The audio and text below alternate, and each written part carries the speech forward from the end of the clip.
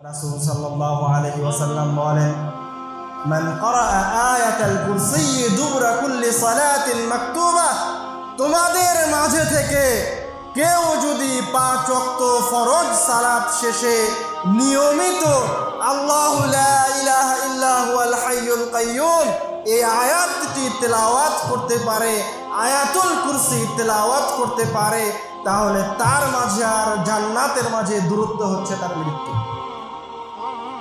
বুঝাতে পারলাম কি? লাম ইয়ামনাহু মিন দুখুলিল জান্নাতি ইল্লা আল মাউত, বাক্যের দিকে লক্ষ্য করে রাসূল সাল্লাল্লাহু আলাইহি ওয়াসাল্লাম বলছেন লাম ইয়ামনাহু মিন দুখুলিল জান্নাহ, ওকে জান্নাতে ঢোকা থেকে বাধা দিয়ে রেখেছে। ও যে জান্নাতে প্রবেশ করতে পারছেন না এই জন্য যে সে এখনো দুনিয়াতে জীবিত আছে, ও মরে গেলে জান্নাতে চলে যাবে যে ব্যক্তি 5 ওয়াক্ত সালাতের শেষে আয়াতুল কুরসি নিয়মিত তেলাওয়াত করে।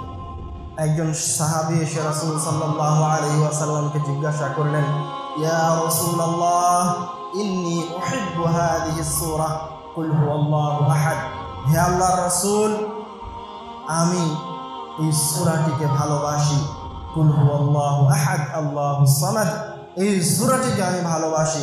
তখন রাসূল সাল্লাল্লাহু আলাইহি ওয়াসাল্লাম বলেন, ইন্না হুব্বাকা ইয়্যাহা আদখালাকাল জান্নাহ, এই সূরার প্রতি ভালোবাসা তোমাকে জান্নাতে পৌঁছে।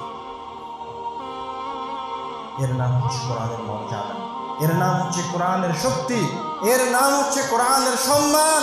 কোরআন এতটা সম্মানী, এতটা ক্ষমতাশীল যে এই আসমান ও জমিনের মাঝে নয়, পূর্ণ সৃষ্টিকুলের মাঝে সবচেয়ে শ্রেষ্ঠ ব্যক্তি, সবচেয়ে মর্যাদাবান ব্যক্তি মহান রব্বুল আলামিনের রাসূল, মহান রব্বুল আলামিনের নবী কোরআনুল কারীমের মাধ্যমে আল্লাহ রব্বুল আলামিনের কাছে পানাহ চাচ্ছেন। বিপদে পড়ে তিনি কোরআনুল কারীম তেলাওয়াত করে পানাহ চাচ্ছেন।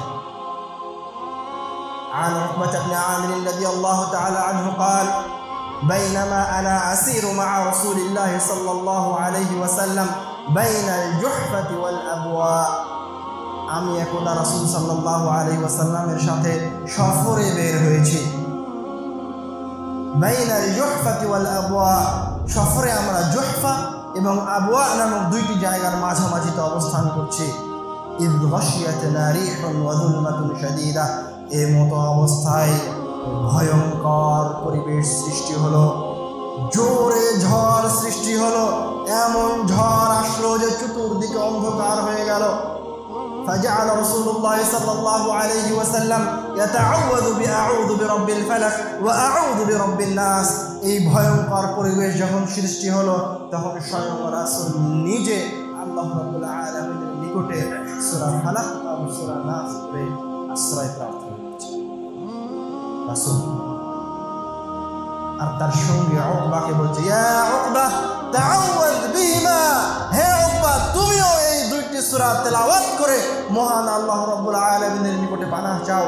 ফামা তাআওয়াযা মুতাআওযিযুন বিমিসলিহিমা, কেননা কেউ যদি বিপদ থেকে আশ্রয় পেতে চায় তাহলে এই দুইটি সূরার চেয়ে শক্তিশালী কোনো সূরা নেই। এর চেয়ে কঠিন হাদিস আপনাকে শোনাই। عن عائشة رضي الله تعالى عنها قالت كان رسول الله صلى الله عليه وسلم إذا مرض أحد من أهله, عائشة رضي الله تعالى عنها থেকে বর্ণিত তিনি বলেন রাসূল সাল্লাল্লাহু আলাইহি ওয়াসাল্লামের পরিবারের কোনো সদস্য অসুস্থ হলে নাফাসা আলাইহি বিমুআউযাতাইন, রাসূলের পরিবারের কেউ অসুস্থ হলে রাসূল সাল্লাল্লাহু আলাইহি ওয়াসাল্লাম তাকে মুআউযাতাইন সূরা নাস সূরা ফালাক পড়ে দিতেন। শুধু তাই নয়, আয়েশা রাদিয়াল্লাহু তাআলা আনহা বলছেন যখন রাসূল সাল্লাল্লাহু আলাইহি ওয়াসাল্লাম নিজে অসুস্থ হয়েছেন, ইয়ানফুসু আলা নাফসিহি, রাসূল সাল্লাল্লাহু আলাইহি ওয়াসাল্লাম নিজে অসুস্থ হলে তিনিও নাস ফালাক ইখলাস করে নিজের শরীরে দিতেন। আর রাসূল সাল্লাল্লাহু আলাইহি ওয়াসাল্লাম যখন শেষবার অসুস্থ হন, রাসূল সাল্লাল্লাহু আলাইহি ওয়াসাল্লাম যেই অসুস্থে মৃত্যুবরণ করেন সেই অসুস্থতার কথা আয়েশা রাদিয়াল্লাহু তাআলা আনহা বর্ণনা করছেন যে তিনি এত অসুস্থ হয়ে গেলেন যে তিনি নিজে দোয়া করার মতো সক্ষমতা হারিয়ে ফেললেন, উনি নিজে আর করতে পারছেন না। তখন আয়েশা রাদিয়াল্লাহু তাআলা আনহা বলছেন কিন্তু আকরাম পরে আমি আয়েশা নাস ফালাক ইখলাস করে অসুস্থ রাসূল সাল্লাল্লাহু আলাইহি ওয়াসাল্লামের গায়ে ফু দিচ্ছিলাম, আর রাসূল সাল্লাল্লাহু আলাইহি ওয়াসাল্লামের হাত দিয়ে ধরে তার শরীর ধুয়ে দিচ্ছিলাম।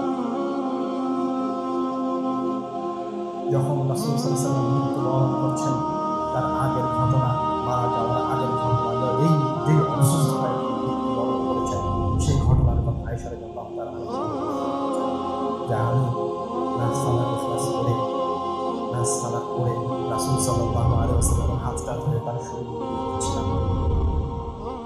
আল্লাহ রাব্বুল আলামিনের কাছে কোরআন তেলাওয়াত করে আরো পরীক্ষা যাচ্ছিলাম।